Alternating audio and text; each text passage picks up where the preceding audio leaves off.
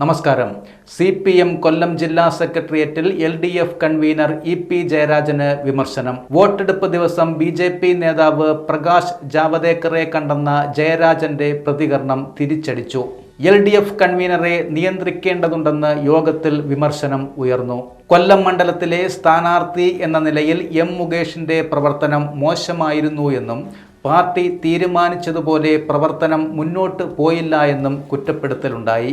NK പ്രേമചന്ദ്രന് എതിരായ വ്യക്തിപരമായ പ്രചരണം ഒഴിവാക്കാമായിരുന്നു എന്നും യോഗത്തിൽ വിമർശനം ഉയർന്നു.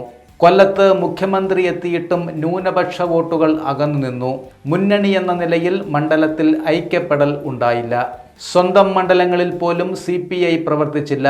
നേതാക്കളുടെ പ്രസ്താവനകൾ ജാഗ്രതയോടെ വേണമെന്നും ക്ഷേമ പെൻഷൻ മുടങ്ങിയത് തിരിച്ചടിയായെന്നും വിമർശനം ഉണ്ടായി. ഭക്ഷ്യവകുപ്പ് പ്രതീക്ഷയ്ക്കൊത്ത് ഉയരുന്നില്ല എന്നും നേതാക്കൾ കുറ്റപ്പെടുത്തി.